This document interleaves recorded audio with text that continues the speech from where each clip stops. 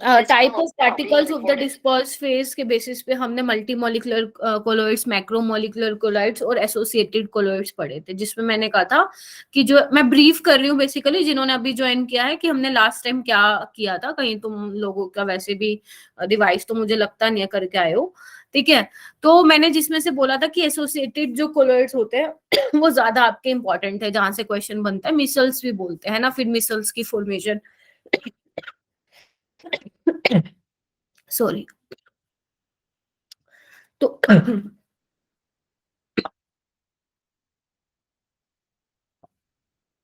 हाँ, मिसल्स की फॉर्मेशन भी देखी थी हमने, कैसे कैसे हुई थी। क्लिनजिंग एक्शन ऑफ सोप भी देखा था। फिर हमने क्या देखा, फिर हमने देखा था केमिकल मेथड्स ऑफ कोलॉइड्स, है ना। याद करो, केमिकल बेसिकली हम फिर बनाना चाहते थे, प्रिपरेशन करना चाहते थे कोलॉइड्स की। हमने केमिकल मेथड देखा, हमने पेप्टाइजेशन देखा, हमने ब्रेडिक्स आर्क मेथड देखा। जिन्होंने क्लास अटेंड नहीं की थी कोलॉइड्स वाला, अभी मुझे दिव्यानी दिख रही है, अभी ज्वाइन किया उसने, तो आपने क्लास अटेंड नहीं की थी, आप वीडियो रिकॉर्डिंग देख लेना। हाय तनु, ठीक है। ओके। तो ये हमने देखे थे मेथड। फिर हमने देखा था कि कोलोइडल सॉल्यूशन तो हमने बना लिया था, लेकिन उसके बाद हमने कहा था कि इसको प्यूरिफाई भी करना पड़ेगा, क्योंकि कई बार ज्यादा इलेक्ट्रोलाइट डल जाता है, या प्रिपेयर करते वक्त कुछ इम्प्योरिटीज आ जाती है। तो इम्प्योरिटीज वगैरह को दूर करने के लिए हमने डायलिसिस मेथड किया था, इलेक्ट्रोडायलिसिस किया था, है ना, और अल्ट्रा फिल्ट्रेशन बेसिकली किया था। तो ये सब हम अभी तक पढ़ चुके हैं, ठीक है। आज हमें क्या करना है ना, आज हम पूरा कोलॉइड्स खत्म कर देंगे। जो आपका कैटालिसिस है वो नहीं हो पाएगा खत्म, क्योंकि कोलाइडल जो आपका कोलाइडल वाला पार्ट है ना, वही काफी ज्यादा है। इससे जो पहले वाला लेक्चर ले रही थी उसमें भी 1 आवर 15-20 मिनट्स में खत्म हुआ है वो लेक्चर। तो आप लोगों का भी सेम चलेगा, क्योंकि थोड़ी ना इंपॉर्टेंट चीजें आ जाएंगी इसके अंदर, ठीक है। तो हम इसी को ही करते हैं। और रही बात कैटालिसिस की, तो आप मुझे प्लीज बता देना आफ्टर द लेक्चर कि सुबह 7 बजे तुम लोगों के लिए सही रहेगा कल मॉर्निंग में, क्योंकि 30 मिनट का ही टॉपिक है बस। नहीं तो अगर आप कहोगे टाइम नहीं है, प्रैक्टिकल्स चल रहे हैं, जो भी रीजन है, टेस्ट का प्रेशर है, तो मैं मंडे को करवा दूंगी। तो जैसा भी आप मुझे बोलेंगे वो मैं कर लूंगी, ठीक है। चलो पहले हम ना क्या करेंगे, चैप्टर को मतलब कोलोइडल वाले पार्ट को हम कंप्लीट करेंगे, राइट। तो देखो, ध्यान से सुनते जाना, वही है, मैं फिर बोल रही कहानी की तरह ही तुम्हें सुनाती जाऊंगी और पूरा कोलोइडल खत्म भी हो जाएगा, ठीक है। कुछ भी रटने जैसा नहीं है, जहां रटने का होगा मैं आप लोगों को बता दूंगी। और जो बच्चे लेट आ रहे हैं, प्लीज थोड़ा जल्दी आया करो। देखो तुम्हारा 7 बजे का टाइम है, डजंट मीन कि तुम एग्जैक्ट 7 बजे एंट्री मारोगे। 6:55, 56, 57 पे आ जाया करो, ठीक है। अगर भूल जाते हो कि केमिस्ट्री की क्लास है, तो रिमाइंडर लगा लिया करो, अलार्म सेट कर लिया करो, है ना। गुड इवनिंग एवरीवन, ठीक है, ओके।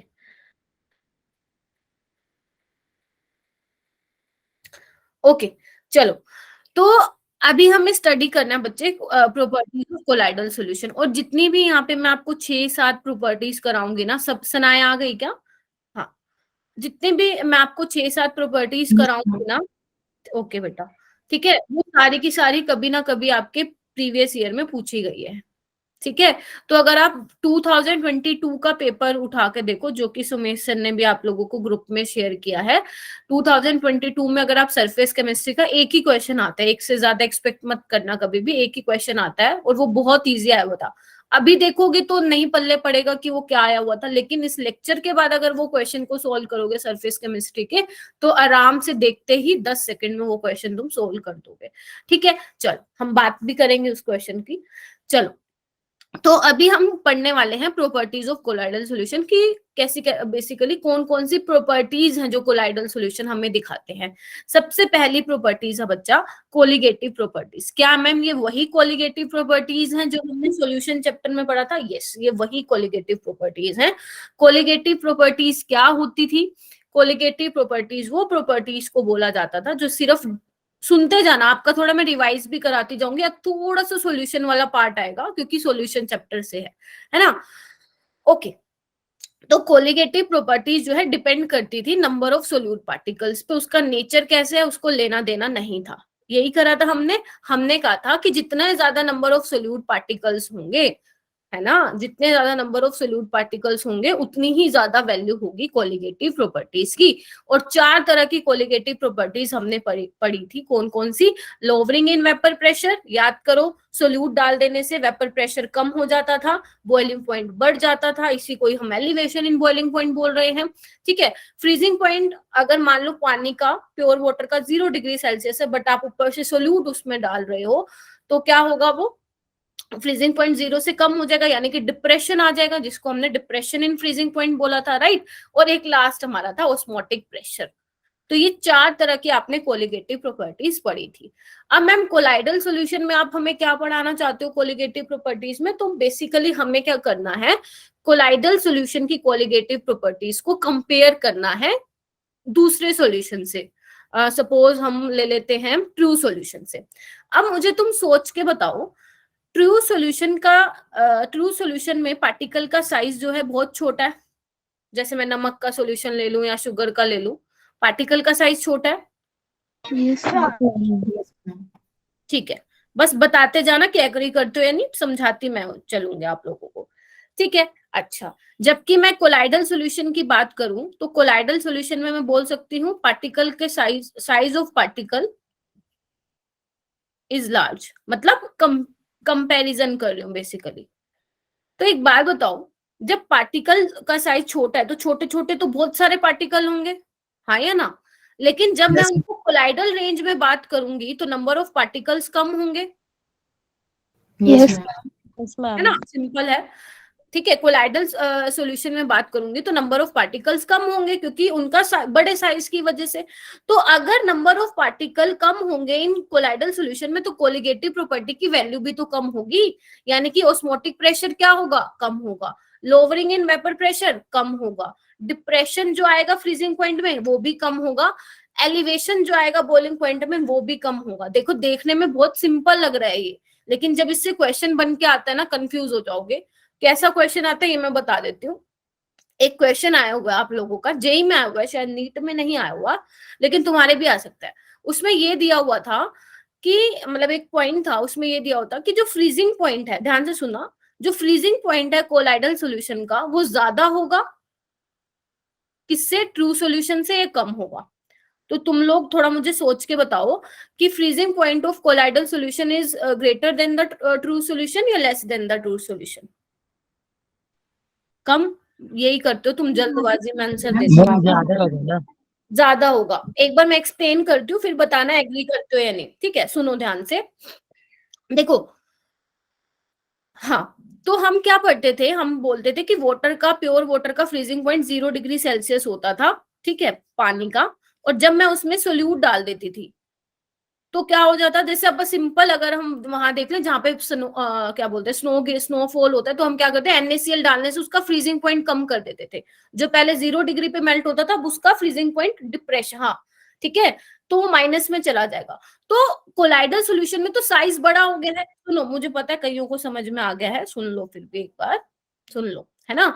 साइज क्या होगा? बड़ा होगा। कोलिगेटिव प्रॉपर्टी की वैल्यू कम होगी, यानी कि फ्रीजिंग पॉइंट में जो डिप्रेशन आएगा वो कम होगा, मतलब वो ज्यादा नेगेटिव नहीं होगा as compare to true solution.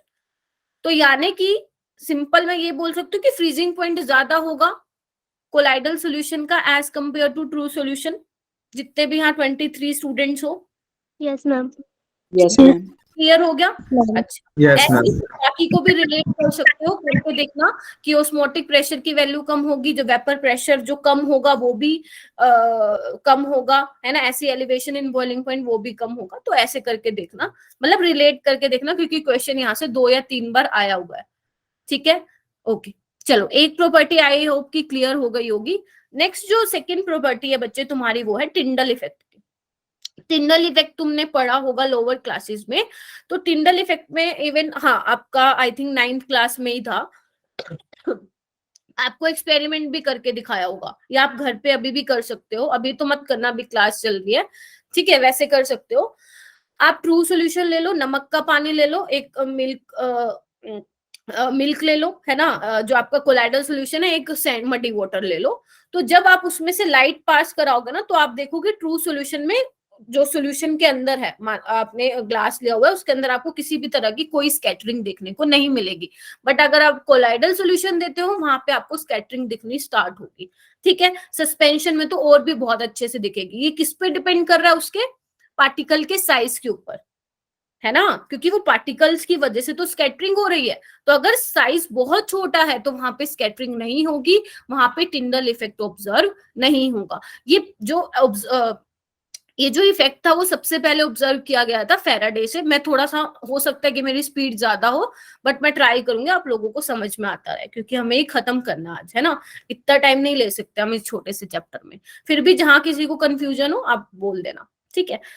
Okay, तो ये जो इफेक्ट था फर्स्ट जो ऑब्जर्व किया था वो फैराडे ने किया था, लेकिन डिटेल में इसकी स्टडी टिंडल ने की थी, इसलिए इसका नाम रखा गया टिंडल इफेक्ट। ठीक है, और जो आपको ये कोन दिखाई दे रहा है, ये वाला, इसको टिंडल कोन बोला गया है। ठीक है, अब क्या मैम ये पेपर में आएगा? तो देखो, पेपर में तो नहीं आएगा, क्योंकि हम लोअर क्लासेस में जो है वो पढ़ा था। पेपर में आएगी ये वाली चीज कि कब कब कौन सी ऐसी कंडीशन है जब आपका टिंडल इफेक्ट ऑब्जर्व होगा। यहां से आता है क्वेश्चन, और यहां से आया हुआ है, नीट में भी 3-4 बार आया हुआ है, जेई में 6-7 बार आया हुआ है। ठीक है, तो ये हमें करना है। ठीक है, जितने भी यहाँ पे स्टूडेंट्स हैं कोई नहीं जाएगा, मैंने अभी स्टार्ट किया है, आपका कुछ ज्यादा मिस नहीं हुआ है, तो पूरा कोलाइडल वाला अपना कंप्लीट कर दो आज। कैटालिसिस में से तो क्वेश्चन आता ही नहीं है, बहुत रेयर केस में आएगा, बहुत ही रेयर केस में। 30 मिनट्स का टॉपिक है, वो हम बाद में देखेंगे।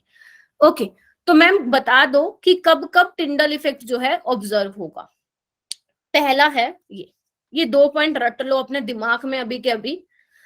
जो देखो पढ़ो इसको। The diameter of disperse particle is not much smaller than the wavelength of light use. जो आप लाइट यूज कर रहे हो उसकी वेवलेंथ और जो डिस्पर्स पार्टिकल्स है बेसिकली आपके सॉल्यूशन में, उनका डायमीटर ज्यादा छोटा नहीं होना चाहिए, मतलब कंपेरेबल होना चाहिए। ध्यान रखना, कंपेरेबल होना चाहिए, ना ही बहुत ज्यादा होना चाहिए, ना ही बहुत कम होना चाहिए, वरना टिंडल इफेक्ट आपको शो नहीं होगा, नहीं दिखेगा आपको टिंडल इफेक्ट।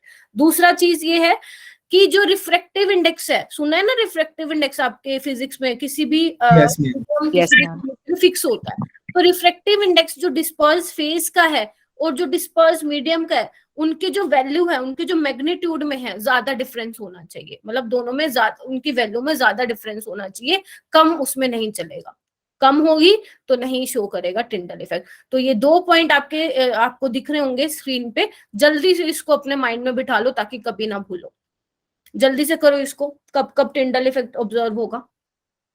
और ये मैंने यहाँ पे एक ये लगाई हुई है पिक्चर, आप देख सकते हो। इवन घर में भी आपने देखा होगा, जैसे मैं अभी रूम में बैठू, आप रूम में बैठे हो, अभी तो शाम हो गई है, धूप में अगर आप विंडो या गेट खोल लोगे तो वो आते हैं ना धूप की बिल्कुल जैसे इसमें दिख रहा है। तो बेसिकली वो क्या है, जो एयर में पार्टिकल्स हैं वो स्कैटर हो रहे हैं, जो हमें शो होते हैं। ठीक है, याद करो, मतलब याद क्या करो, पता ही है तुम लोगों को ऐसा होता है। जैसे इसमें मैंने एक तो दिखा रखे एग्जाम्पल। ठीक है, ठीक है, ओके। उसके बाद हम बात करते हैं, नेक्स्ट हमारा आता है, ये हटाओ ये कलर। उसके बाद आता है ब्राउनियन मूवमेंट। एक कलर रह गया, एक सेकेंड रुकना, ये कौन से वाला था? ओके, एक थर्ड रह गया है कलर, मैं यहाँ पे आई थिंक करना भूल गई हूँ, तो एक बार समझ लो कलर क्या है। जो आपकी कोलाइडल सोल्यूशन है ना बच्चा, वो कलर भी दिखाते हैं, वो कलर भी दिखाते हैं। कलर किस पे डिपेंड करता है कि आपने कौन सी वेवलेंथ यूज किया, ऑब्वियस सी बात है उस पे ही डिसाइड होगा, है ना। और वेवलेंथ किस पे डिसाइड करती है, मतलब जो वेवलेंथ है सॉल्यूशन की वो किस पे डिपेंड करेगी? साइज, पार्टिकल के साइज पे। ध्यान से सुनना, जैसे जो जो आप, मतलब बेसिकली जो आपके पार्टिकल का साइज होगा उसके करस्पॉन्डिंग जो वेवलेंथ अब्सॉर्ब होगी, उसके करस्पॉन्डिंग आपको क्या देखने को मिलेगा? कलर देखने को मिलेगा। जैसे अगर मैं सिंपल, इतना इंपॉर्टेंट नहीं है, सिर्फ सुन लो। जैसे अगर मैं गोल्ड सोल की बात करती हूँ, गोल्ड की, आपको पता है ना कोलोइड है ये, तो वैसे तो आपको गोल्ड गोल्डन कलर का दिखता है ना, लेकिन एक्चुअल में होता क्या है, अगर गोल्ड का साइज बहुत छोटा है, बहुत फाइनेस्ट पार्टिकल्स हैं, तो उसका कलर रेड दिखता है इनिशियली में। जैसे जैसे उसका पार्टिकल का साइज बढ़ता जाता है, उसके करस्पॉन्डिंग उसका कलर दिखता जाता है। पहले ग्रीन दिखता है, फिर ब्लू दिखता है, फिर बाद में जाके आपको वो गोल्डन दिखता है। तो किस पे डिपेंड कर रहा है कलर? पार्टिकल के साइज पे। बोलो हाँ के ना। हाँ मैम। ये कलर वाला पेपर में आज तक नहीं आया हुआ, और हो सकता है आज पूछे भी ना, क्योंकि ज्यादा इंपॉर्टेंट नहीं है। लेकिन हाँ, ध्यान जरूर रखना जो मैं बोल रही हूँ। ठीक है, अच्छा। उसके बाद फोर्थ जो आपकी प्रॉपर्टी आती है वो आती है ब्राउनियन मूवमेंट। सबने सुना है ब्राउनियन मूवमेंट क्या होता है? जिगजैग मोशन होता है पार्टिकल्स का, राइट? Yes ma'am. तो जब मैं क्या करती हूँ, मेरे पास बीकर है, उसमें सॉल्यूशन है, कोलाइडल सॉल्यूशन। मैं अल्ट्रा माइक्रोस्कोप को की हेल्प से जो है वो देख रही हूँ कि बेसिकली मोशन कैसा है, मतलब बेसिकली कोलाइडल सॉल्यूशन में किसी टाइप का मोशन है या नहीं है। तो ये देखने को मिला कि जो कोलाइडल सॉल्यूशन के पार्टिकल ना कंटिन्यूसली मोशन में है, मतलब जिगजैग मोशन में है, एक दूसरे से कोलिजन हो रहा है। और मोशन की वजह से क्या हो रहा है, इनकी स्टेबिलिटी भी आ रही है इनमें। क्यों आ रही है? क्योंकि खुद सोचो, कोलाइडल सॉल्यूशन कंटिन्यूसली घूम रहे हैं, जा रहे हैं, टकरा रहे हैं, जा रहे हैं, टकरा रहे हैं, कोलिजन हो रहा है। तो क्या होगा, वो सेटल डाउन नहीं होंगे, क्योंकि सेटल डाउन होते ही वो प्रेसिपिटेट बना लेंगे। तो बेसिकली एक तरह से ये ब्राउनियन मूवमेंट जो हमें चीज बताई है, इससे हमें स्टेबिलिटी के बारे में पता चल रहा है कोलाइडल सॉल्यूशन की। ठीक है। अच्छा, दूसरा मैम इसमें इंपॉर्टेंट क्या है? इसमें इंपॉर्टेंट सिर्फ ये है कि जो आपका ब्राउनियन मूवमेंट है ना, जो ये मोशन उसने बेसिकली, जो ब्राउनियन है उसने ही ऑब्जर्व किया था, उसने ये बोला कि जो मोशन है ना वो इंडिपेंडेंट है नेचर ऑफ कोलाइड। उसका मतलब नहीं है कि नेचर क्या है कोलाइड का, लेकिन पार्टिकल का साइज क्या है और विस्कोसिटी क्या है। बहुत बहुत इंपॉर्टेंट है ये दो लाइन एनसीईआरटी की। साइज क्या है पार्टिकल का और विस्कोसिटी क्या है, उस पर डिपेंड करता है। एक बार खुद सोचो, अगर साइज छोटा होगा, अगर साइज छोटा होगा तो जल्दी जल्दी मोशन होगा, उसका बहुत फास्ट मोशन होगा। तो उसका उसका जो विस्कोसिटी है वो क्या होनी चाहिए? कम होनी चाहिए। मतलब अगर आप चाहते हो कि मोशन बहुत ज्यादा फास्ट हो तो उसके लिए क्या करना है आपको? साइज छोटा होना चाहिए पार्टिकल का, विस्कोसिटी कम होनी चाहिए, है ना? विस्कोसिटी अगर ज्यादा Yes, होगी तो मोशन क्या होगा? वो मर मर के चलेगा। ठीक है, यस मैम। ठीक है। Yes, तो ma'am. ये दो लाइनों से क्वेश्चन आया हुआ है, तो ध्यान रखना। Smaller the size, lesser the viscosity, faster is the motion. Clear हो गया सभी को? फोर्थ वाली yes property. Ma'am. Very good. Yes, ma'am. हो गया होगा। कितने स्टूडेंट्स है एक बार मैं देख लूं। भूमि आ गई, दिव्यानी क्लियर है बेटा? Yes, ma'am. ओके, खुशदीप, कसक, हर्षित, मानते तो तुम मेरी बात, है ना? चलो ठीक है, मैं बुलाती हूँ, आ तो जाते हो। चलो सबसे इंपॉर्टेंट प्रॉपर्टी है फिफ्थ वाली। अभी थोड़ा ना इसमें कहानी बहुत ज्यादा चलेगी, तो मेरी मेरी ना बातों को सुनते जाना। एक भी अगर तुमने मेरे वर्ड को इग्नोर मारा ना, या कोई काम वाम कर रहे हो, तो समझ में नहीं आएगी वो चीज, तो सुन लो, कंफ्यूजन हो सकती है नहीं तो। देखो, जब हम पेप्टाइजेशन कर रहे थे, पेप्टाइजेशन में मैंने आप लोगों को क्या बोला था कि प्रेसिपिटेट से हम कोलाइडल सॉल्यूशन बना रहे थे, है ना? क्या कर रहे थे हम? ऊपर से इलेक्ट्रोलाइट डाल रहे थे। याद करो वो दिन, परसों वाला। मैं यस क्या मैम। कर रही थी, मेरे पास एक बीकर में प्रेसिपिटेट था, मैं ऊपर से क्या डाल रही थी उसमें? इलेक्ट्रोलाइट डाल रही थी, है ना? तो इलेक्ट्रोलाइट से क्या हो रहे थे, जो उसके कॉमन आयन थे, जो भी आपने सॉल्यूशन लिया हुआ था, उसके सरफेस पे वो एड्सॉर्ब हो रहे थे, राइट? तो हमने देखा कि ऐसे आपके बेसिकली जो आपके कोलाइडल पार्टिकल्स उन पे चार्ज होता है, या तो सारे के सारे पॉजिटिवली चार्ज होंगे या सारे के सारे नेगेटिवली चार्ज होंगे। ठीक है, तो सपोज मैं यहाँ पे बात करती हूँ पॉजिटिवली चार्ज सोल की, सपोज। ठीक है, और शायद मैंने आपको एक लाइन ये भी बोली थी कि जो ये चार्ज है ना, ये रिस्पॉन्सिबल होते हैं for the stability of colloidal particles, है ना? क्यों होते यस मैम। हैं? क्योंकि हमने क्या किया था, इतने बड़े बड़े जो प्रेसिपिटेट थे उनको छोटे छोटे पीसेस में ब्रेक किया था, और उनकी जो रेंज थी वो कोलाइडल रेंज। तभी हमने बोला था हमने इस तरह से कोलाइडल पार्टिकल्स को प्रिपेयर किया है। ठीक है, तो देखो ऐसे ऐसे मालूम है क्योंकि या तो एक टाइम पे या तो पॉजिटिवली चार्ज ही मिलेंगे या आपको नेगेटिवली चार्ज, दोनों साथ में नहीं प्रिपेयर करोगे, वरना एक बहुत बड़ी दिक्कत हो जाएगी, जो मैं आपको भी बताऊंगी 5 मिनट में। तो मैम ये चार्ज कैसे रिस्पॉन्सिबल है स्टेबिलिटी के लिए, आप ये समझा दो। क्योंकि देखो, जैसे आपने कोलाइड्स को अलग अलग कर लिया, तो इनपे क्या है, ये सिमिलर चार्ज ही इनकी स्टेबिलिटी के लिए रिस्पॉन्सिबल है। अभी देखो, अगर मान लो ये दोनों कोलाइड्स पास आ जाते, तो पॉजिटिव पॉजिटिव में क्या होता? रिपल्शन हो जाता। बोलो हाँ या यस मैम। तो रिपल्शन होता। Yes, ma'am. Positive positive charge में क्या रिपल्शन होगा, तो ये कभी पास आएंगे ही नहीं, क्योंकि जैसे ये पास आ गए, जैसे ये पास आ गए, ये तो प्रेसिपिटेट बना लेंगे, सेटल डाउन हो जाएंगे। तो सिमिलर चार्ज की वजह से इनमें रिपल्शन वाला फैक्टर है, जिसकी वजह से ये पास नहीं आ पा रहे हैं, जो दूर दूर हैं, जिसकी वजह से इनकी स्टेबिलिटी है। इसलिए मैंने बोला था कि चार्ज पार्टिकल्स रिस्पॉन्सिबल होते हैं फॉर स्टेबिलिटी। ऐसे ही तुम नेगेटिवली चार्ज सोल ले लेना, लेकिन दोनों को तुमने साथ में डाल दिया, पॉजिटिवली चार्ज और नेगेटिवली चार्ज को, तो खराब काम हो जाएगा। वो मैं बाद में बताऊंगी कि क्या खराब हो जाएगा। ठीक है, इतना समझ में आया कैसे चार्ज पार्टिकल रिस्पॉन्सिबल होते हैं for the stability of colloidal particles? Yes Yes. Ma'am. चलो जी, बहुत बढ़िया। अच्छा, अभी ये ना एनसीईआरटी में एक टेबल बनी हुई है जो कि ना तुम लोगों की बड़े काम की है।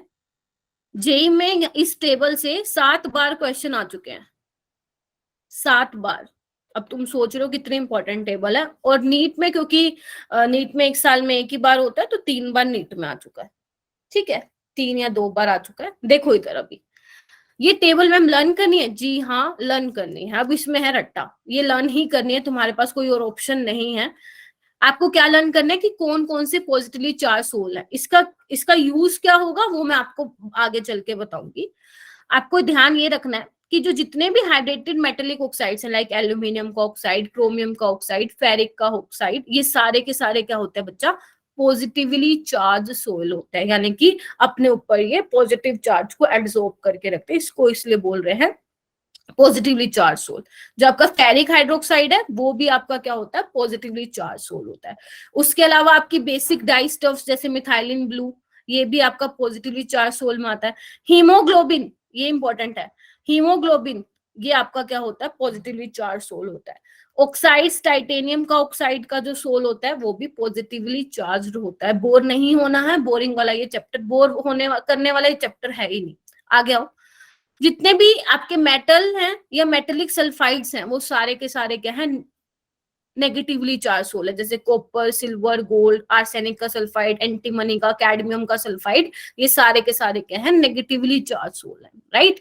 जितने भी एसिड डाई स्टफ्स हैं, लाइक नाम याद करने हैं, वो तुम्हारे पास कोई ऑप्शन है नहीं। ये ओसिन हो गया, कोंगो रेड सोल हो गया, स्टार्च, गम, जेलेटिन, क्ले, चारकोल, सिर्फ करने यही है एनसीईआरटी वाले, इससे बाहर नहीं जाना हमें। तो ये क्या है? सारे के सारे नेगेटिव चार्ज। लेकिन मान लो अगर तुम्हें पेपर में आ गया ब्लड, ब्लड कैसा सोल है? डायरेक्ट आते हैं क्वेश्चन, डायरेक्ट ब्लड कैसा सोल है। अब ज्यादा दिमाग मत दौड़ाना। हीमोग्लोबिन की अगर मैं बात करूं तो वो पॉजिटिवली चार्ज सोल है, लेकिन अगर मैं सिंपल ब्लड की बात करूं वो आपका नेगेटिवली चार्ज सोल है। क्या ये टेबल लर्न हो गई? जल्दी 10 सेकंड दे रही हूँ, इसको जल्दी से लर्न करो अभी के अभी, क्योंकि तुम, मुझे पता है घर जाके रिवाइज नहीं करोगे, तुम लोगों पे प्रेशर बहुत ज्यादा है। तो अभी के अभी क्लास में ही करके जाओ। लास्ट में मैं तुम्हें 10-12 क्वेश्चन की प्रैक्टिस करा दूंगी, तो अच्छे से हो जाएगा सब। Yes ma'am. मैम हीमोग्लोबिन में ब्रैकेट में ब्लड भी तो लिखा है। हाँ, तो दोनों में डिफरेंस है। एक मिनट, अनामिका ने पूछा है। अनामिका बच्चे, मैं ये बोल रही हूँ कि ये वाली टेबल आपको ध्यान रखनी है, ठीक है। हीमोग्लोबिन के ब्रैकेट में ब्लड, जो हीमोग्लोबिन है उसको भी तो आप कई बार ब्लड बोलते हो ना, कि आप में ब्लड कितना है, तो वो वाला ब्लड थोड़ी ना जो हम नॉर्मल बोलते हैं। ये जो बायो वाले बच्चे वो समझ पाएंगे what I am trying to say. Yes ma'am. हाँ, बाकी बायो वाले यस जैसे मैम। है ना, जैसे मान लो जैसे हम ब्लड टेस्ट करवाने जाते हैं तो हम ये चेक करवाते हैं ना ब्लड कितना है। वो एक्चुअल में ब्लड थोड़ी ना, वो हीमोग्लोबिन चेक कर रहा है हमारा, एचबी कितना है हमारा, तो उसको हम ब्लड भी बोल देते हैं। लेकिन अगर सिंपल ब्लड की बात करेंगे वो नेगेटिवली चार्ज सोल होता है। थोड़ा सा इस चीज पे ध्यान रखना, अभी रखोगे ध्यान, क्योंकि आपको याद आ जाएगा कि क्लास में गुंजन ने क्वेश्चन पूछा था, अभी याद आ जाएगा तुम लोगों को। आगे चलूं? Yes yes ma'am. मैम। चलिए, बहुत बढ़िया। ओके, इसको देख के डरना नहीं है, मैं आपको इसको थोड़ा सा इजी वे में समझाऊंगी, क्योंकि अगर ऐसे पढ़ोगे ना पल्ले नहीं पड़ेगा कि एनसीईआरटी ने क्या लिखा हुआ है। एनसीईआरटी ना बहुत कंफ्यूज कर देती है कई बार हमें, तो जैसे जैसे मैं बता रही हूँ सुनते जाना। देखो, अभी मैम आपने ये तो बता दिया कि जो कोलॉइडल पार्टिकल्स होते हैं बेसिकली, कशिश बेटा जल्दी आया करो, ठीक है। हाँ, तो कोलॉइडल पार्टिकल्स पे चार्ज होता है, पॉजिटिवली चार्ज सोल हमने देख लिया, नेगेटिवली चार्ज सोल। मैम कब कब वो नेगेटिव चार्ज एब्जॉर्ब करेगा, कब कब वो पॉजिटिव चार्ज एब्जॉर्ब करेगा, ये तो हमें पता ही नहीं। क्योंकि अगर पेपर में एग्जाम्पल देके पूछ लिया कि एक सॉल्यूशन को दूसरे सॉल्यूशन में बनाया, बेसिकली ऐड किया, तो किस टाइप का सोल बनेगा। इट्स ओके कशिश, ठीक है, नेक्स्ट टाइम ध्यान रखना।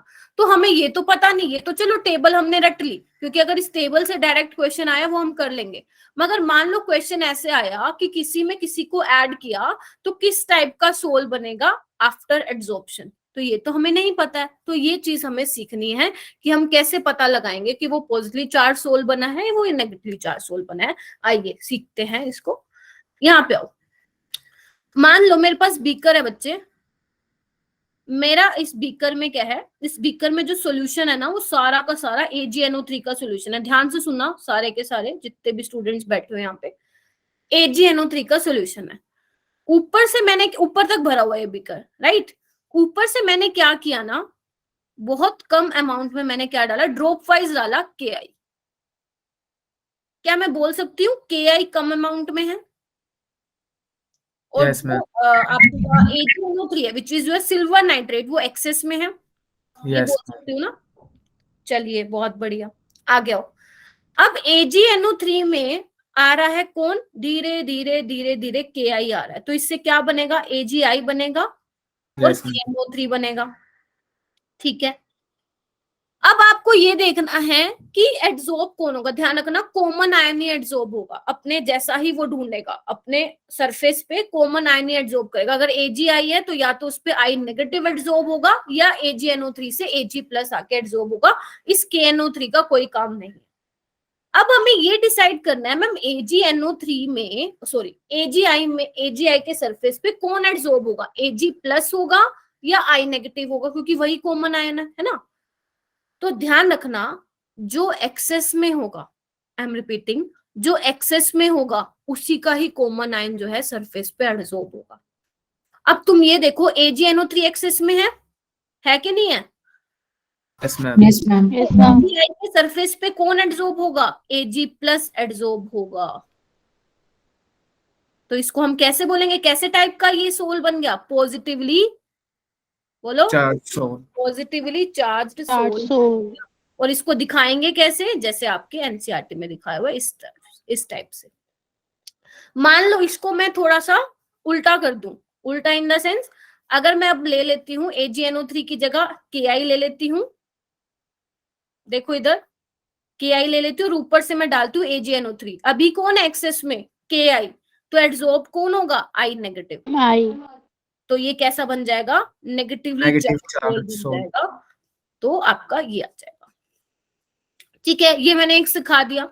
अब एक हम देख लेते हैं थोड़ा सा बी में क्या लिखा हुआ है। बी भी बिल्कुल ऐसे, सिर्फ एग्जांपल्स लिए हुए हैं, और ध्यान रखना ये एग्जांपल्स हमें करने हैं NCERT वाले। तो एक बार ये फेरिक क्लोराइड वाला देख लो, डायरेक्ट पूछा हुआ है। अगर आप क्या करो, फेरिक क्लोराइड को ऐड करो एक्सेस ऑफ हॉट वाटर में, तो बेसिकली FeCl3 के सरफेस पे जो बेसिकली हॉट वाटर में आप डाल रहे हो, लेकिन कंसंट्रेशन फिर भी वहां पे FeCl3 की ही ज्यादा रहेगी, तो Fe3+ जो है उसके सरफेस पे एड्सॉर्ब हो जाएगा। But I am talking about अगर आपने फेरिक ऑक्साइड को डाल दिया NOH के सॉल्यूशन में, सॉल्यूशन मतलब NOH क्या है, ज्यादा है तो OH नेगेटिव जो है उसके ऊपर एड्सॉर्ब हो जाएगा और नेगेटिवली चार्ज सोल बन जाएगा। तो बोलो ये समझ में आया कि नहीं आया? आ गया आ ma'am. गया. अच्छा, जो ये मैंने साइड में लिखा हुआ है एक बार इरेज कर दूं इसको, Yes, ma'am. क्योंकि मुझे ना एक चीज बतानी है, वो यहाँ पे मैंने लिखी नहीं हुई है। अच्छा, अभी हमने देखा, मान लो ये आपका है कोलाइडल पार्टिकल है, ठीक है। इस पे क्या हुआ है, सपोज मैं पॉजिटिवली चार्ज सोल की बात करूं, जो पॉजिटिव चार्ज है वो मैं बार बार एब्जॉर्ब बोल रही हूँ, एड्सॉर्ब हो चुका है, वो पूरा हो चुका है, वो बन गया है, क्योंकि charge species responsible for the stability of colloidal particle. लेकिन आपके सॉल्यूशन में और भी तो मतलब आपके सॉल्यूशन में इलेक्ट्रोलाइट भी तो प्रेजेंट है ना, ऐसे तो नहीं है ना वो खत्म हो गया है, मतलब बहुत सारे प्लस माइनस भी तो होंगे, बोलो हाँ के ना। हाँ मैम. तो यहाँ पे जब प्लस प्लस है तो इसके पास इसका प्यार कौन आएगा, माइनस माइनस, तो बेसिकली माइनस माइनस क्या लेयर सी बना लेगी इसके चारों तरफ। Yes, ma'am. तो क्या मैं बोल सकती हूँ जो अंदर वाला ये तो ऑलरेडी एड्सॉर्ब हो चुका है, ये तो फिक्स्ड लेयर है, ये तो परमानेंट है, लेकिन जो ये माइनस है ये तो सिर्फ इंटरेक्शन कर रहा है इसके साथ। तो ये जो बाहर वाली लेयर है वो कैसी लेयर बोलते हैं, इसको डिफ्यूज लेयर बोलते हैं। पेपर में नहीं आया, सिर्फ सुन लो, डिफ्यूज लेयर बोलते हैं। अभी प्लस माइनस होने की वजह से पोटेंशियल यहाँ पे क्रिएट हो जाता है, ये आपने फिजिक्स में पढ़ा होगा, डबल लेयर की वजह से पोटेंशियल क्रिएट हो जाता है, और इस पोटेंशियल का एक नाम दिया गया है zeta potential. Zeta potential ma'am, ये ध्यान रखना है, सिर्फ इसका जीटा पोटेंशियल नाम याद रखो, बाकी कुछ ध्यान रखने की जरूरत है, क्या पता पूछ। जीटा पोटेंशियल, बस। इसके अलावा जो मैंने आप लोगों को ये जो पूरा एनसीईआरटी का जो मैंने यहाँ पे आप लोगों को समझाया है वो आप लोगों को अच्छे से पता होना चाहिए कि कब नेगेटिवली चार्ज होल बनेगा, कब पॉजिटिवली चार्ज होल बनेगा। और ये टेबल ना बहुत काम की है, क्योंकि जब मैं आपको कोएगुलेशन समझाऊंगी ना वहां पे इस टेबल का बेटा यूज होगा। Yes ma'am. ठीक है, मैम जल्दी से thumbs okay up. Ma'am. Ma'am इसको इलेक्ट्रोकाइनेटिक पोटेंशियल भी कह हाँ सकते हाँ हैं। हाँ हाँ हाँ, जीटा पोटेंशियल का दूसरा नाम है इलेक्ट्रोकाइनेटिक पोटेंशियल। पढ़ के आएगा और पूरी एनसीईआरटी। मैम डिफ्यूज लेयर एक बार और बता दो।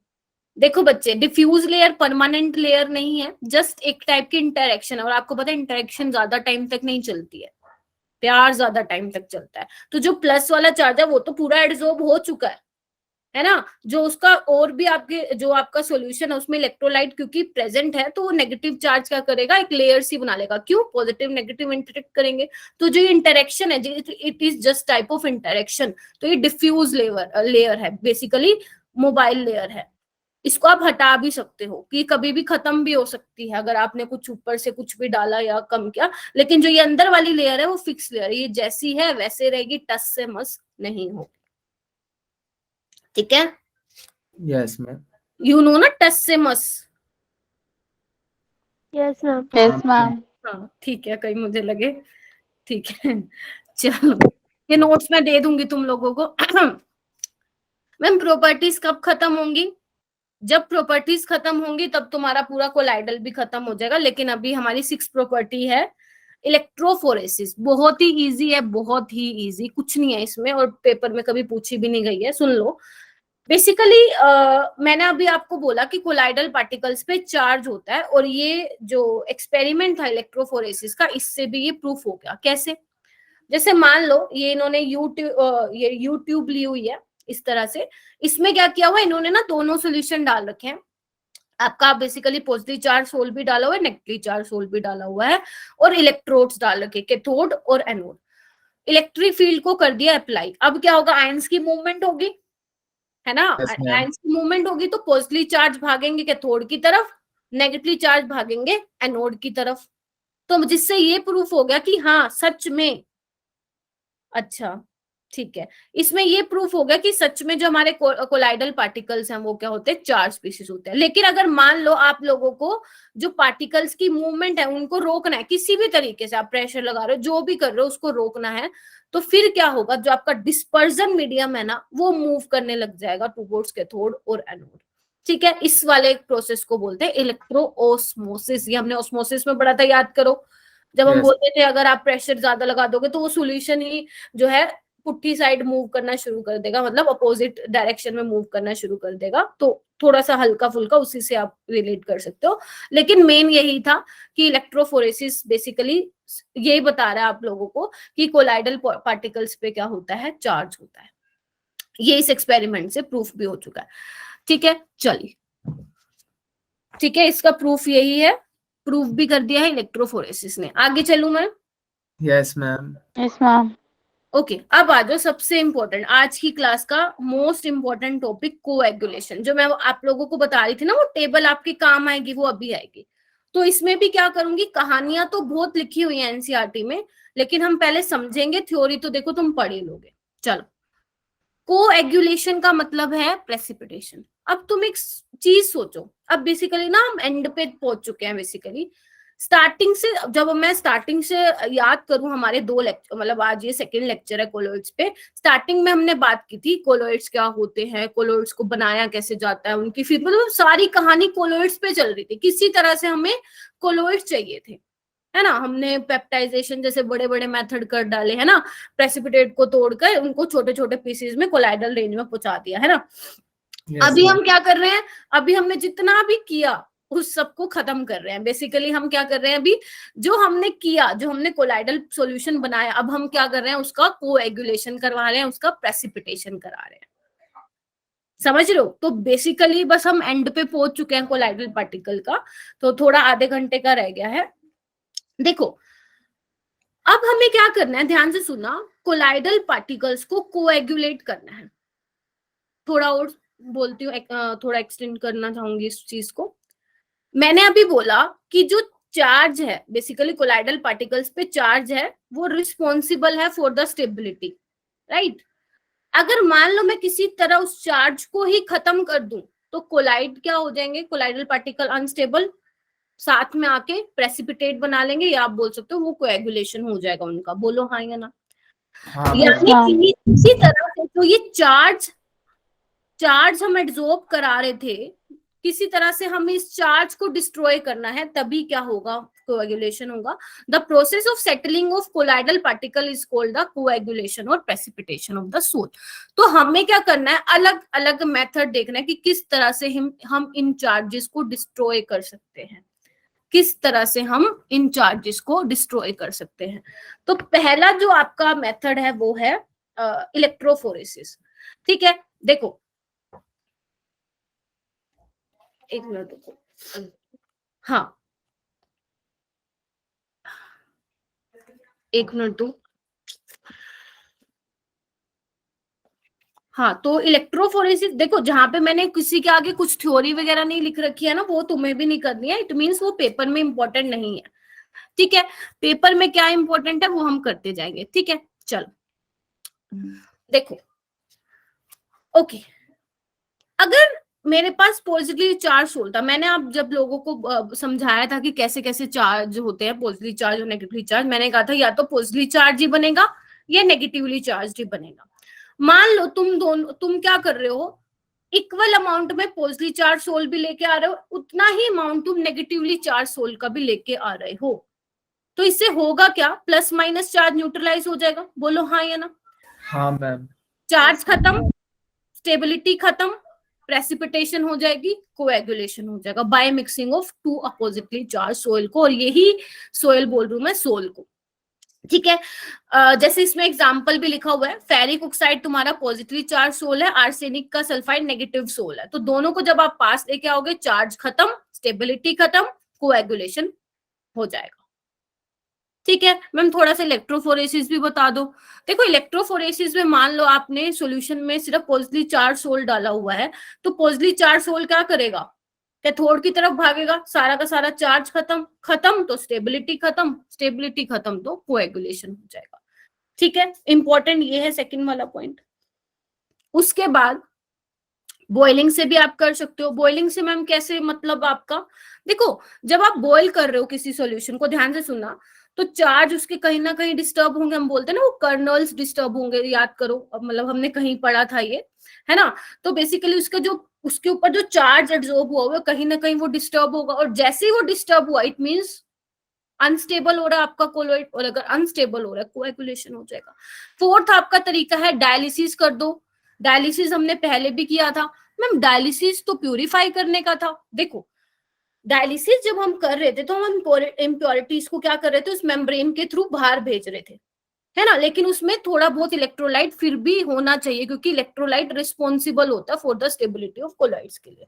लेकिन अगर आप डायलिसिस बहुत लंबे टाइम तक कर दो, बहुत प्रीलोंग्ड डायलिसिस कर दो, तो वो जो थोड़े बहुत ट्रेसेस भी बचे थे ना इलेक्ट्रोलाइट्स के, वो भी खत्म हो जाएंगे।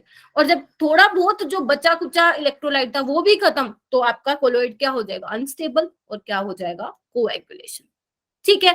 तो ये इतना इंपॉर्टेंट नहीं है, तभी मैंने यहाँ पे ग्रीन में लिख के इसको एक्सप्लेन नहीं किया हुआ। जो एक्सप्लेन करने की चीज है वो मैंने पूरा डिटेल में यहाँ पे लिखा हुआ है, ठीक है। अच्छा एक बात देखो, अगर मैं बात करूं बच्चे पॉजिटिवली चार्ज सोल की, अगर मान लो मैं इसमें इलेक्ट्रोलाइट डाल दूं, ज्यादा नहीं डालना, बहुत कम डालना है, ठीक है, मिलीमोल में डालनी है। बेसिकली कंसंट्रेशन जो होनी चाहिए इलेक्ट्रोलाइट की मिलीमोल में हो चलेगा, बहुत कम कंसंट्रेशन हमें चाहिए कोएगुलेशन के लिए। तो जैसे ही आपने इस पे इलेक्ट्रोलाइट डाला, कोई ऐसा इलेक्ट्रोलाइट डाला कैसा, जो पॉजिटिव चार्ज को खत्म कर सके, यानी कि आपको ऐसा इलेक्ट्रोलाइट डालना है जो नेगेटिव चार्ज आ सके वहां से, क्योंकि वही तो न्यूट्रलाइज करेगा किसको, पॉजिटिव चार्ज को। और जैसे ही न्यूट्रलाइज किया, खत्म तो स्टेबिलिटी भी खत्म, और फिर क्या हो जाएगा, वो कोएगुलेशन हो जाएगा उसका। बोलो हाँ या ना, बोलो हाँ या ना। और हम ऐसा कौन सा इलेक्ट्रोलाइट ले, मतलब बेसिकली अगर मान लो चलो इसको बाद में बोलती हूँ, अभी मैं आप लोगों को समझाऊंगी हार्डी-शूल रूल। ये बहुत बहुत इंपॉर्टेंट है बच्चे, हार्डी जूल रूल। इसने क्या बोला था, इसने हार्डी ने ये बोला था कि आप कोएगुलेशन करा रहे हो, हमें पता है कि आप कोएगुलेशन करा रहे हो, वो कैसे करा रहे हो, आप ऊपर से इलेक्ट्रोलाइट डाल रहे हो, है ना, तभी आप और कौन सा इलेक्ट्रोलाइट डाल रहे हो, जो इसके अपोजिट चार्ज से अट्रैक्ट कर सके, क्योंकि तभी खत्म होगा वो। तो जो आप इलेक्ट्रोलाइट डाल रहे हो, जो आप, या इन्होंने नाम दिया फ्लोक्यूलेटिंग आयन, ये देखो, या आप इसको बोल सकते हो फ्लोक्यूलेटिंग आयन, उसकी कितनी पावर है, उसकी कितनी पावर है कोलाइडल पार्टिकल्स को के चार्ज को खत्म करने की, उसको कोएगुलेट करने की, वो क्या होती है, फ्लोक्यूलेटिंग पावर होती है, या यू कैन ऑल्सो से क्या होती है, उसको कोएगुलेटिंग पावर भी आप बोल सकते हो। जैसे अगर पॉजिटिवली चार्ज सोल है तो उसके लिए आप कौन किसका चार्ज देखोगे, कितना ज्यादा नेगेटिव चार्ज है। अगर आप नेगेटिवली चार्ज सोल देखोगे, नेगेटिवली चार्ज अगर आपके पास सोल है, तो आप क्या देखोगे कि पॉजिटिव वाला इलेक्ट्रोलाइट कितना डाला कि वो उसको क्या कर दे, कोएगुलेट कर दे। जैसे अगर आपका मान लो नेगेटिवली चार्ज सोल है, इसको कौन खत्म करने आएगा, इसके चार्ज को, पॉजिटिव चार्ज। तो मैंने मान लो एक ये इलेक्ट्रोलाइट है आपके पास, एक बेरियम 2+ का है और एक Na+ है, समझ रहे हो, इसके काउंटर आयन नहीं लिख रही हूं मैं, AlCl3 हो सकता है, BaCl2 हो सकता है, NaCl हो सकता है।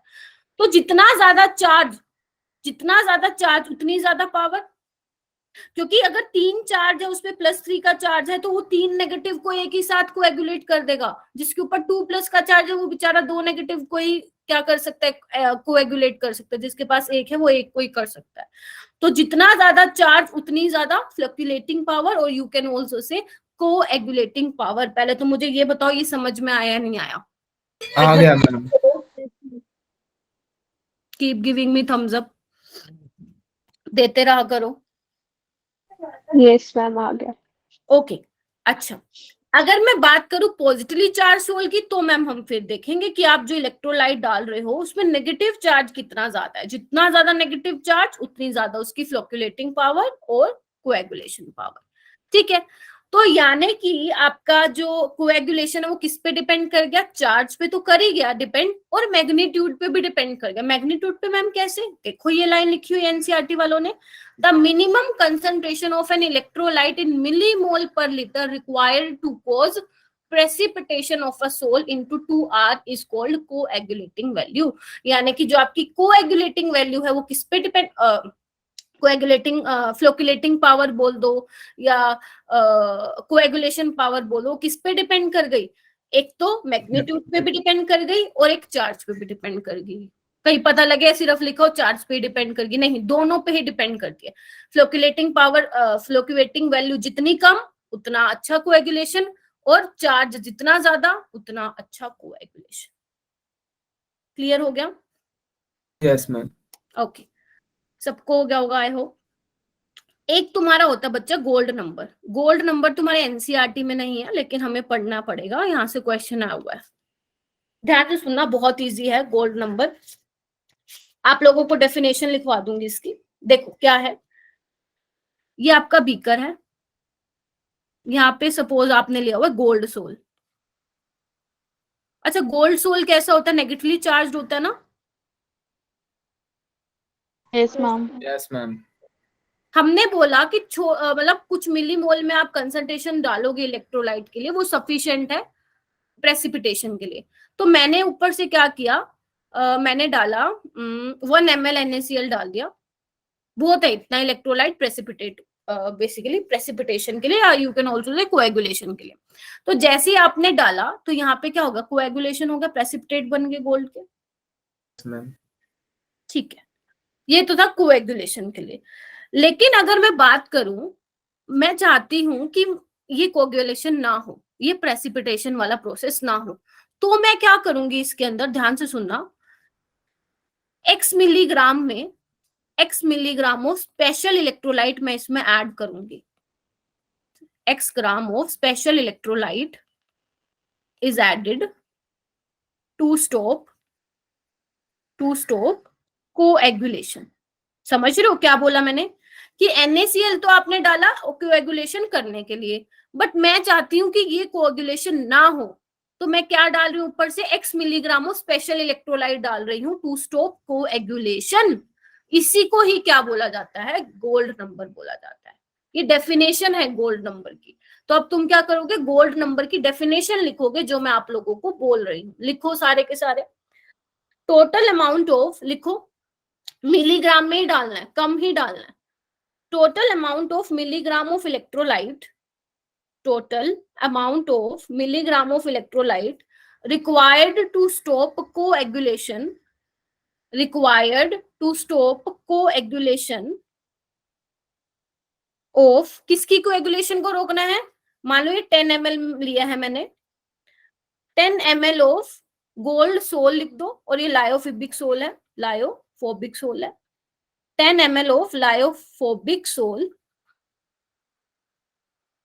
if 1 ml NaCl, if 1 ml NaCl 10% weight by weight electrolyte, 10% weight by weight electrolyte is involved in the solution, is involved in the solution। तो बेसिकली जो मैं कोगुलेशन करा रही हूँ ना, वो लायोफोबिक सोल्स की करा रही हूँ। क्यों, याद करो, लायोफोबिक सोल का सिर्फ स्टेबिलिटी का एक ही रीजन है, उस पे चार्ज। अगर मैं लायोफिलिक की बात करूंगी तो उसमें दो कारण है स्टेबिलिटी के, दो फैक्टर है, एक तो चार्ज प्लस उसका सोल्वेशन। क्यों, क्योंकि दोनों में प्यार ज्यादा ना, डिस्पर्जन और डिस्पर्जन मीडियम में, तो उसको भी तो आपको ब्रेक करना पड़ेगा ना। तो हम लायोफोबिक सोल्स की बेसिकली यहाँ पे बात करें कोएगुलेशन में। क्या मैम हम लायोफिलिक की बात नहीं करेंगे, करेंगे लेकिन बहुत थोड़ी सी करेंगे, वो हमारे लिए इंपॉर्टेंट नहीं है। तो पहले तुम ये बताओ, अच्छा मैम इससे हुआ क्या, गोल्ड नंबर से हुआ क्या? आपने क्या किया, जैसे ही ये x milligram of special electrolyte डाला, अब ये क्या करेगा, गोल्ड के चारों तरफ एक स्पेशल टाइप की क्या कर लेगा, बेसिकली एक प्रोटेक्टिंग लेयर बना लेगा। एक मिनट रुको, प्रोटेक्टिंग लेयर बना लेगा। तो जब आप ऊपर से इलेक्ट्रोलाइट डालो NaCl, वो इसका कुछ बिगाड़ नहीं सकेगा, वो इसको प्रेसिपिटेट, इसको कोएगुलेट नहीं कर पाएगा। तो क्या मैं बोल सकती हूँ कि गोल्ड नंबर जितना कम होगा, मतलब जितना कम आप इलेक्ट्रोलाइट, स्पेशल इलेक्ट्रोलाइट डालोगे, उतनी ज्यादा प्रोटेक्टिंग पावर होगी? क्योंकि जितनी ज्यादा प्रोटेक्टिंग पावर, तो वो कोएगुलेशन से बच जाएगा।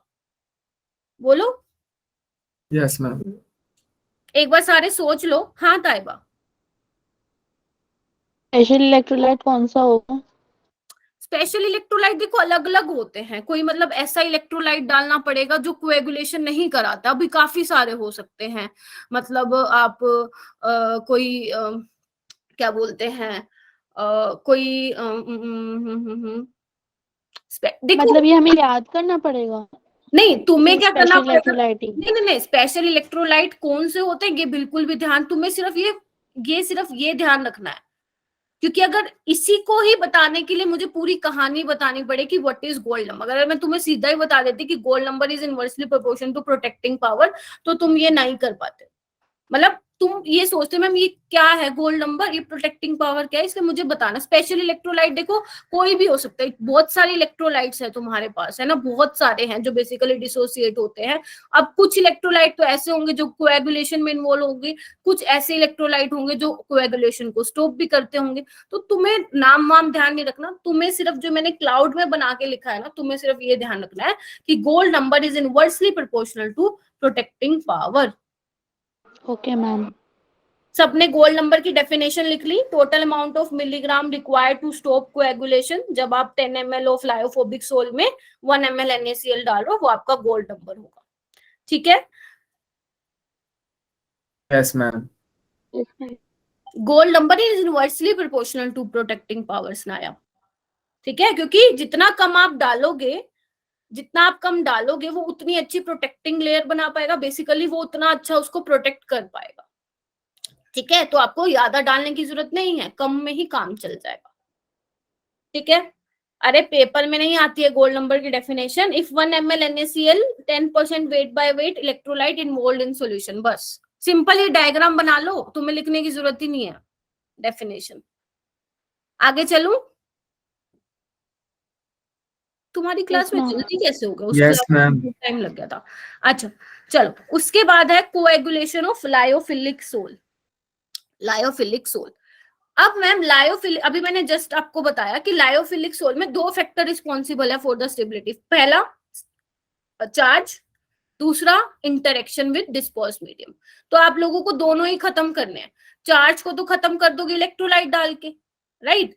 इंटरेक्शन को कैसे खत्म करोगे, क्योंकि सोलवेटेड है बहुत, जो डिस्पर्स फेज के पार्टिकल है डिस्पर्स मीडियम बहुत हाईली सोलवेटेड है। अगर मान लो पानी आपने डिस्पर्सन मीडियम लिया है तो हम कुछ ऐसा डाल देते हैं कि पानी खत्म हो जाए, तो जब पानी खत्म हो जाएगा तो इंटरेक्ट क्या करेगा वो डिस्पर्सन मीडियम से, right.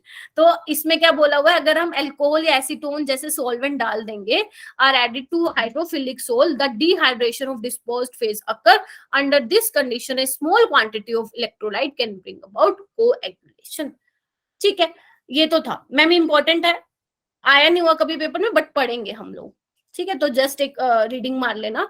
Ma'am protection of colloid क्या है, देख, क्योंकि तुम्हें पता है लायोफिलिक ज्यादा स्टेबल होते हैं लायोफोबिक से, मैंने आपको लोगों को बता दिया था, क्योंकि लायोफिलिक सोल पे चार्ज भी होगा, और जो दूसरा फैक्टर जो बेसिकली क्या कर रहा है इसको स्टेबल कर रहा है वो है सोलवेटेड बहुत ज्यादा, यानी कि colloidal particles are covered by sheet of the liquid in which they are dispersed, right. तो लायोफिलिक, जब आप एक काम करना, लायोफिलिक सोल और लायोफोबिक सोल को जब आप साथ में डाल दोगे ना, तो लायोफिलिक सोल की स्टेबिलिटी ज्यादा होने की वजह से वो क्या करेगा, लायोफोबिक कोलोइड्स को एक तरह से प्रोटेक्ट करेगा, प्रोटेक्टिंग लेयर बना लेगा, जिससे जब आप ऊपर से इलेक्ट्रोलाइट डालोगे तो लायोफोबिक सोल क्या होंगे, कोएगुलेट नहीं होंगे। तो यहाँ पे बेसिकली लायोफिलिक कोलाइड्स जो है कैसे बिहेव कर रहे हैं, प्रोटेक्टिव कोलोइड्स की तरह बिहेव कर रहे हैं। ये जो लाइन लिखी हुई है ना, एक बार ये पेपर में पूछी गई है कि लायोफिलिक कोलोइड्स प्रोटेक्टिव कोलोइड्स की तरह बिहेव करते हैं, लायोफोबिक करते हैं, तो आपका आंसर क्या होना चाहिए, लायोफिलिक। और एक ये भी क्वेश्चन आया हुआ है कि why lyophilic sols are more stable, charge तो दोनों के पास है, लेकिन ध्यान रखना लायोफिलिक कोलोइड्स जो होते हैं वो आपके एक्सटेंसिवली सॉल्वेटेड होते हैं। पल्ले पड़ी बातें, यस मैम। मजा आया, पूरा colloidal solution yes ma'am. Yes ma'am. खत्म हो गया मैम। जी। अभी हम क्वेश्चन करेंगे, कॉन्फिडेंस आना चाहिए तुम लोगों को। कैटालिसिस का बताओ कैसे करना है, फिर कल 7 बजे रखूं सुबह क्लास? यस मैम, रख लो मैम। यस मैम, रख लूं, सारे एग्री कर रहे हो क्या? Yes ma'am. मैम मंडे रख लो। मंडे को 7 बजे रख लूं? नहीं मैम, कल ही Yes, रख नो ma'am, मैम, रख लो। प्रैक्टिकल है मैम। मैम कल ही रख लो। कल ही रख लो। चलो, अरे देवयानी सिर्फ बच्चे 30 मिनट्स का है बस, ओके मैम। सिर्फ 30 मिनट्स का है, मैम, कुछ नहीं ठीक है। करना। कैटालिसिस तुमने ऑलरेडी, हमने थोड़ा बहुत बायोमोलिक्यूल्स में पढ़ा था, और तुमने उसमें भी बायो में भी आई थिंक पढ़ा होगा ना, बायो कैटलिस्ट वगैरह ये सब पढ़ा होगा, एंजाइम रिएक्शंस, तो बस वही है। इवन 30 मिनट से भी कम लगेंगे, तो ठीक है। मैम 7 PM ना, सॉरी 7 AM।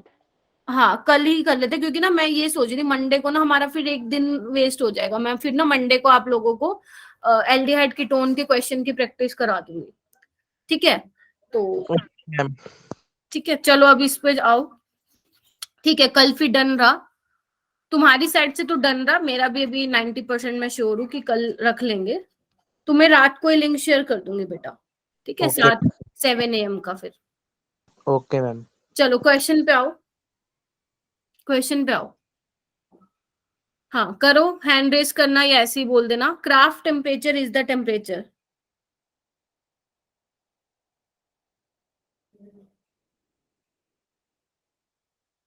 ओके जी, प्रणव मैम डी होगा। बता देना कहीं पे अगर कंफ्यूजन होगी तो आप लोगों को, ठीक है? डी है दबाव which formation of micelle take place. ये देखिए, identify the correct molecular picture showing what happens at the CMC of an aqueous solution of surfactant detergent ले लो, सोप ले लो, तुम्हारी इच्छा। तो देखो करेक्ट कौन सी रिप्रेजेंटेशन है। ये देखो इन्होंने ना कंफ्यूज करने के लिए लिखा हुआ है, ए को डी नाम दिया हुआ है, बी को बी नाम दिया हुआ है, सी को ए, डी को सी। हाँ जी, कौन से वाला होगा ऐसे ही बता दो। Ma'am option A. देखो ना, डी ऐसी होता है ना, मैंने जब बोला था सीएमसी में क्या होगा, इस तरह से मिसल्स की फॉर्मेशन होगी, लेकिन अगर मैं सरफेस पे बात करूं तो पानी के अंदर हाइड्रोफिलिक वाला पार्ट होगा और बाहर हाइड्रोफोबिक वाला पार्ट होगा, तो ए ही इसका ऑप्शन होगा। क्लियर है सभी को? आप चैट बॉक्स में बोल सकते हैं। Yes ma'am. ओके, नेक्स्ट आइए। ये सारे जेई मेन के क्वेश्चन है, क्योंकि उसमें इतने ज्यादा नहीं है, 15 क्वेश्चन है सिर्फ आपके जो नीट में आए हुए हैं, तो वो तो 15 क्वेश्चन है ना, 15 मिनट में ही हो जाएंगे। Okay, Tyndall effect is observed when, बताओ। Ma'am D. डी आएगा सनाया? Yes ma'am. ठीक है, देखो बाकी सारे गलत है। Diameter of disperse particle is much larger, नहीं। डायमीटर ऑफ मच स्मॉलर, नहीं। ना तो ज्यादा ज्यादा होना चाहिए ना ज्यादा कम होना चाहिए, सिमिलर होना चाहिए। और ये देखो सी क्या कहता है, the refractive index of disperse phase is greater, ये तो मैंने नहीं बोला था। तो मैंने कहा बिल्कुल ही दोनों की वैल्यू में डिफरेंस होना चाहिए, दोनों के मैग्नीट्यूड में, ये नहीं कहा कि डिस्पर्स फेज का ज्यादा होना चाहिए, राइट। देखो नेक्स्ट क्वेश्चन आया हार्डी-शूल रूल से, वो ये कहता है कि the flocculation value of the following for ferric hydroxide sol. अब यहाँ पे तुम फंस सकते हो, कैसे?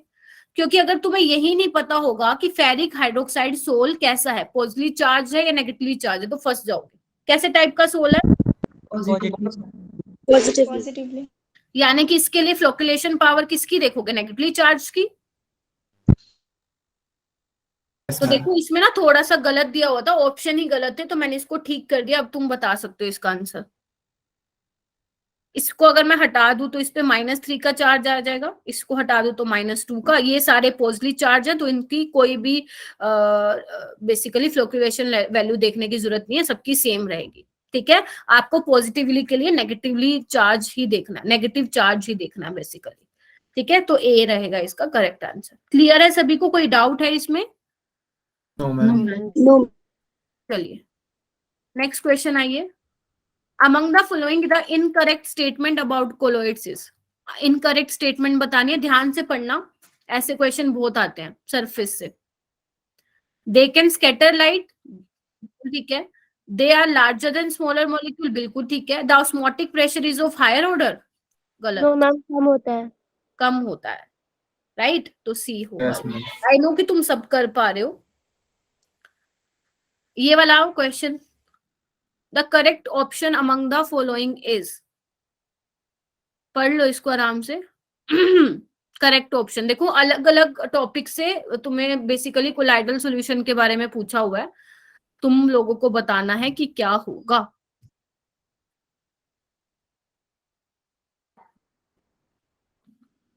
हाँ बताओ। Ma'am D. करेक्ट बताना बेटा, बी या डी।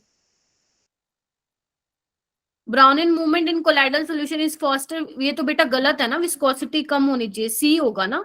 अभी तो बताया इलेक्ट्रोफोरेसिस मेथड से आप कोएगुलेशन कर सकते हो, बाकी सारे गलत है।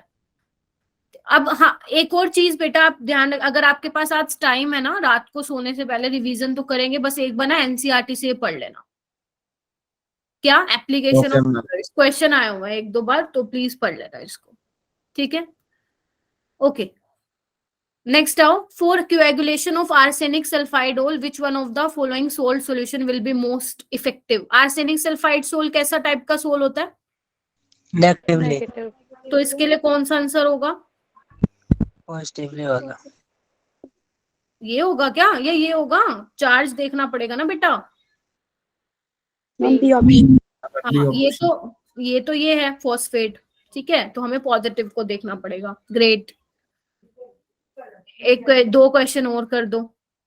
Which of the following about colloids is false, आराम से पढ़ लो, और नीचे वाला भी पढ़ लो, गोल्ड नंबर से रिलेटेड है, बस खत्म। फिर एक और रह गया।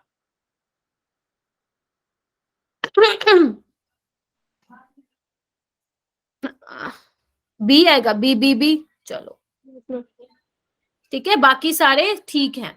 ठीक है, आगे आओ। गोल्ड नंबर आपको दिया हुआ है जेलेटिन का, गम का, ओलिएट, स्टार्च का। आप लोगों को बताना बेटर प्रोटेक्टिव कोलोइड कौन है। तो अभी ये ध्यान रखना, gold number is inversely proportional कम होना चाहिए। Protecting power.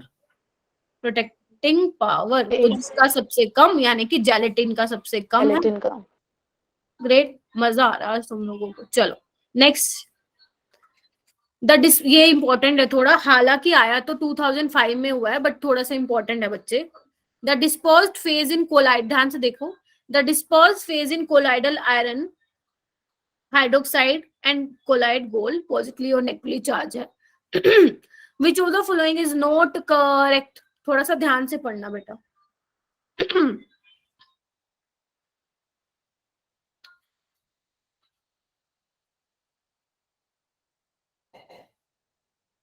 क्या होगा इसका आंसर?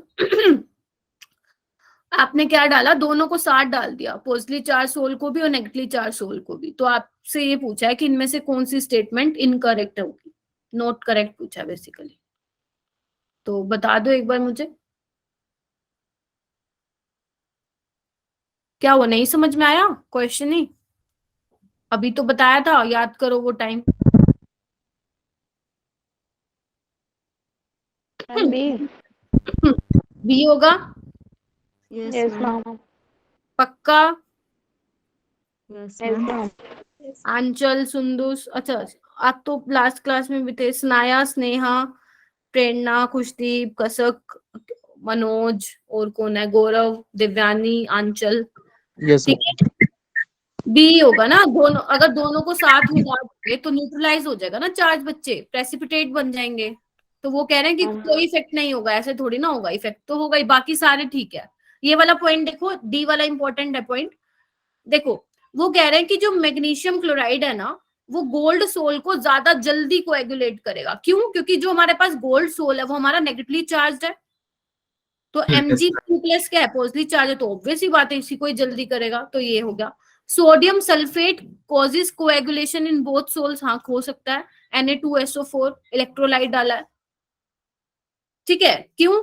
एक बार पॉजिटिवली चार्ज, एक बार नेगेटिवली चार्ज, तो दोनों को क्या कर सकता है, वो कोएगुलेट कर सकता है। बिल्कुल ठीक लिखा हुआ है। Mixing the sol has no effect, ये गलत है। Coagulation in both sols can be brought about by electrophoresis, ये बिल्कुल ठीक है।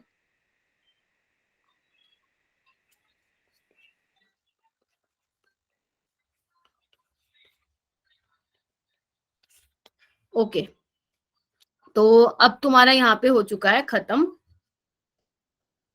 क्या खत्म हो चुका है? कोलोइड्स। कल हम रख लेते हैं फिर। उठ उठ जाना तुम सब सुबह,